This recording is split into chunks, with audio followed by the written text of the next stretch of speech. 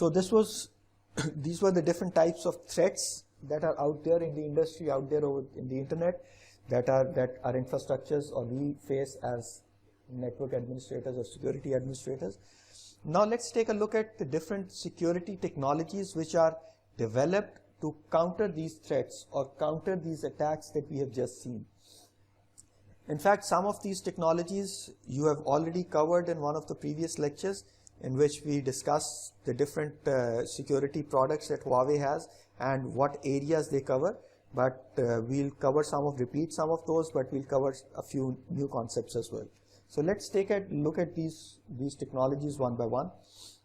First of all, the different threats that we have, we need to protect our infrastructure, we need to protect our content, our applications and our services from all these different types of threats.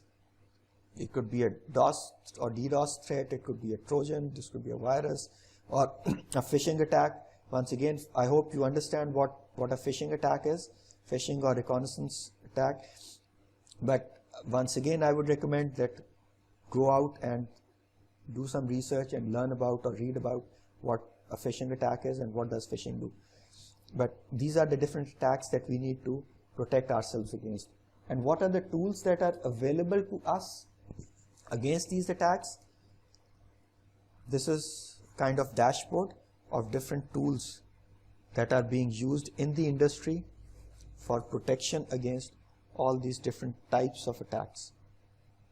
So these are the tools available for you. However, this depends upon you, your environment, and the types of threat or the types of services you are providing, and then obviously against those services, what are the types of threats that you are facing, that you select or that you choose the appropriate solution or the appropriate tool or set of tools from this list to apply or to implement in your infrastructure. So for example, we have different tools here. We have the tools that provide web security, we have tools that provide application security, intrusion prevention system, data security, network security, obviously DDoS, sandboxing and big analytics against advanced persistent threats or APT.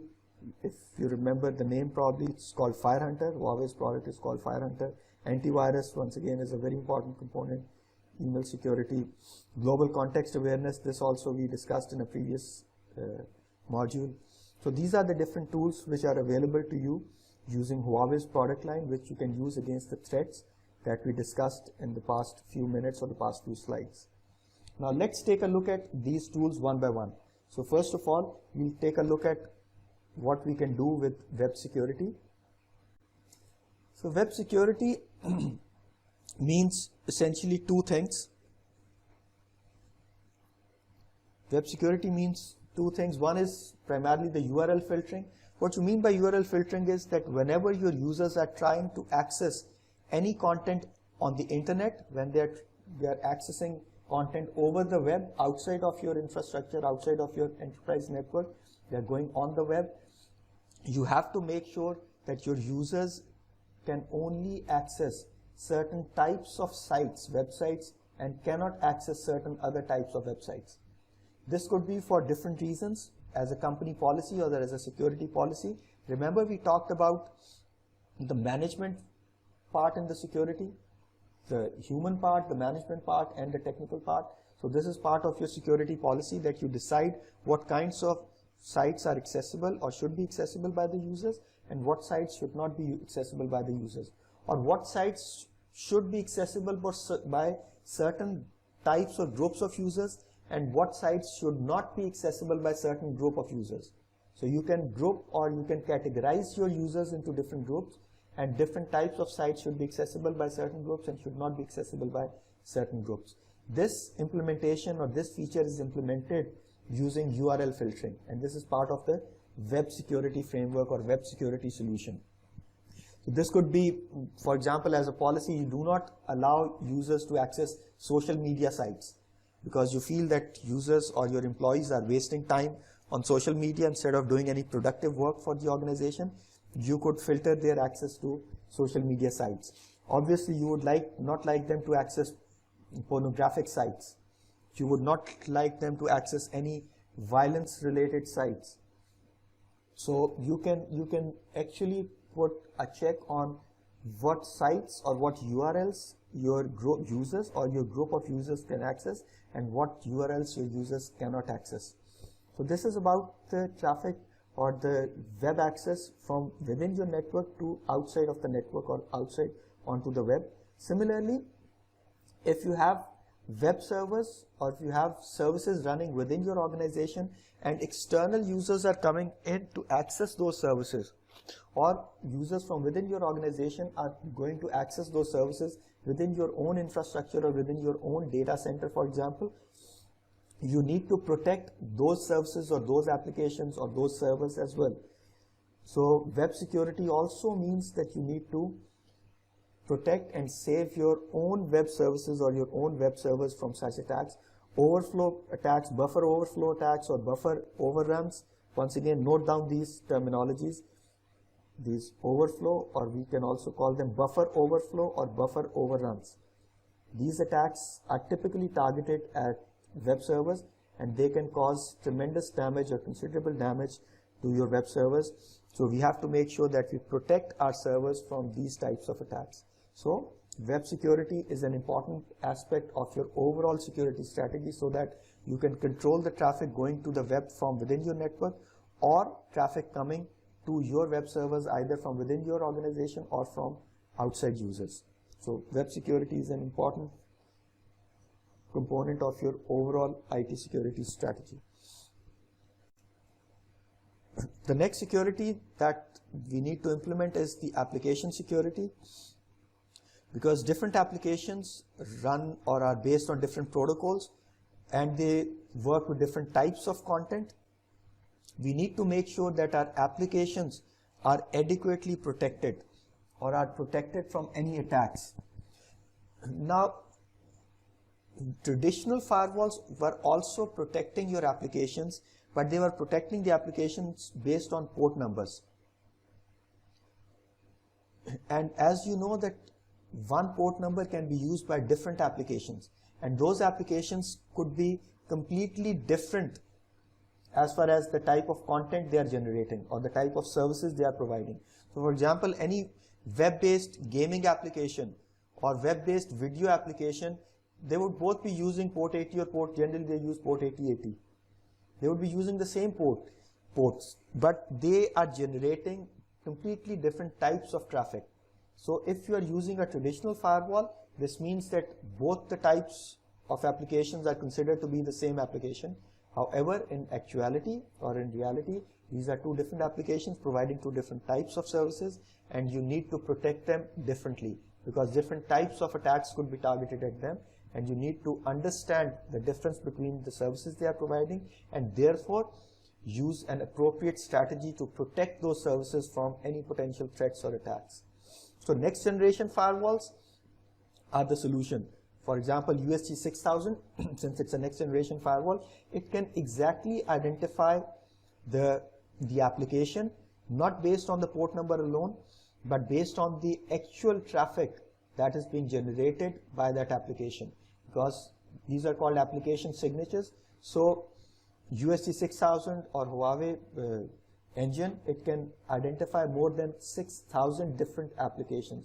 Almost all the well-known applications can be recognized by this discovery engine, and it can identify that this traffic belongs to this particular application irrespective of the port number that application is using. So application security also needs to be ensured whenever you are implementing an IT infrastructure security, and you have to consider the different types of applications that are running in your network so that you can defend and protect them appropriately. The next solution or the tool that is available to you in order to protect your network is the intrusion prevention system, or the IPS. We have already discussed IPS. I hope most of you know about the IPS. IPS actually is a combination of multiple things, and it overlaps or it kind of does the same functions as certain other solutions do. For example, an antivirus also does similar functions, or many of the functions of an antivirus, can also be performed by the intrusion prevention system. Or many of the functions of a DDoS device, anti-DDoS device, can also be performed by an intrusion prevention system. Some of the functions of a firewall can be performed by an intrusion prevention system.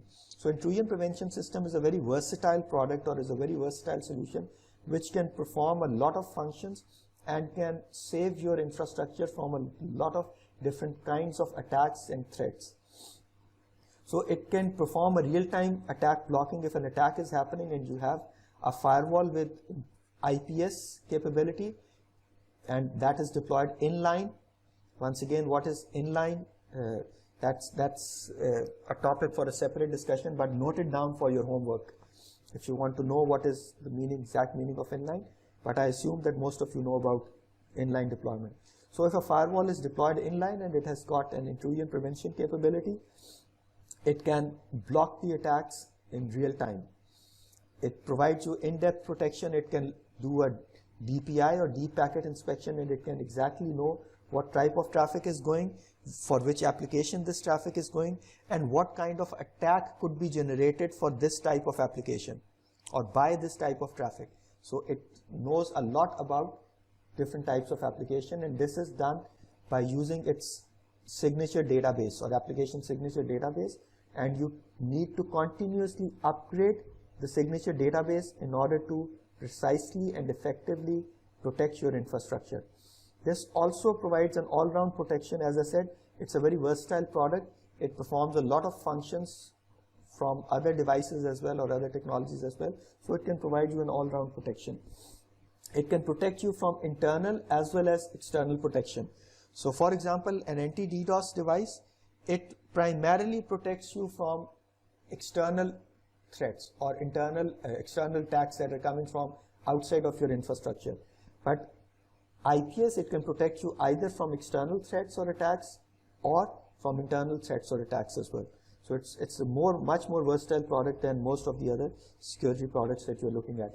In fact, many of the students have confusion about exactly what is the purpose of intrusion prevention, or how is intrusion prevention system IPS different from a simple antivirus solution. So the difference between IPS and antivirus solution is that, as you remember, I told you about the objectives of security, the CIA of security. That is confidentiality, integrity, and availability. You have to ensure these three objectives are met. And where are these three objectives going to be met? Where are they going to protect the data? While the data has been secured or stored at the storage location, while the data is being transmitted, and while the data is being used. So antivirus primarily protects your infrastructure or your data when it is stored. Antivirus is going to run on a server or on a desktop or on a laptop or wherever. That is where the data is stored. But when the data is being transmitted, at that point, the data is going to be protected, cannot be protected by an antivirus. It is going to be protected by the IPS. IPS is going to protect the data while it is being transmitted, or contain the malicious data from traveling from one location to the other.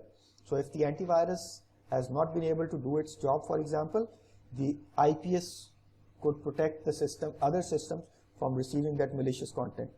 And similarly, if an antivirus has failed to do its job and the content has reached a server, then the antivirus would do its job. So if they are both covering each other, if IPS is not doing its job well, the antivirus could catch those threats. And if the antivirus is not doing its job, the IPS could prevent those threats or prevent those viruses or Trojans from spreading, or worms rather, not Trojans, worms from spreading across your network. So intrusion prevention system is actually complementing or supporting a lot of other security tools that you might have in your infrastructure.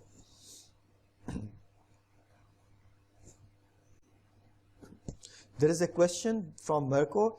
Does Huawei IPS protect from SQL injection attacks? Yes, of course, IPS does protect from SQL injection attacks. Not only the IPS, but Huawei's DDoS devices also protect, and they can recognize the SQL injection attacks.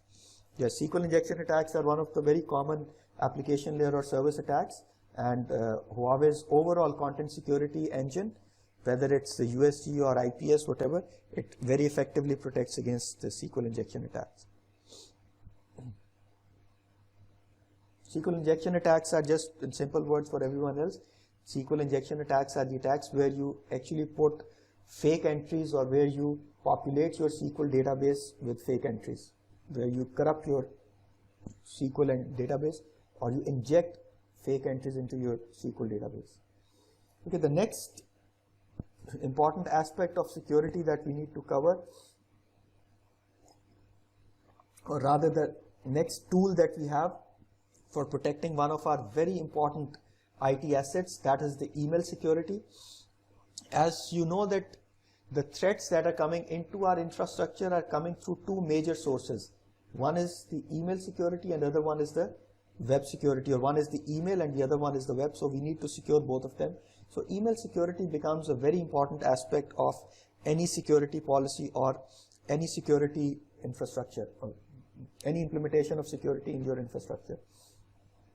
So you need to make sure that your email access, both incoming or inbound emails as well as outbound emails, you need to make sure that they are protected and they are adequately monitored, so that you don't receive spam emails into your network and you don't generate spams out of your network. Spam is only one type of threat or protection that you need in case of your email security, and probably spamming is one of the less malicious types of attacks, or less malicious types of threats that you might have. However, most of the malicious code that enters your network, that can come through emails. So you have to make sure that your email protection system checks not only the emails, not only their sources or their senders, but also checks the content as well, that the content does not contain something which is malicious. It does not contain something which includes a virus or a Trojan or a worm. So email security is a very important requirement, and once again Huawei provides effective solution of email security, whereby you can control and you can check your email content while it is either entering your network or it is exiting your network. And that is, once again, it's also possible on the firewall. If you enable email security, your firewall can actually check the traffic coming in or going out. You can control the rates or the amounts of traffic. And as we discussed in a previous lecture as well, email security is not only important for mails coming into your network, it is also important for mails going out of your network, because if somebody is generating a lot of spam from inside of your network, from your mail server to somewhere on the internet, either deliberately or unknowingly, that can be a problem for your email server, because the uplink or the higher level infrastructure or the higher level ISPs, they are going to blacklist your IP, and you will not be able to send or receive any more emails. So certain domains are going to block you, and it's going to be could potentially be a big mess for your communication, and once again it can result in a major revenue or business loss for you, right?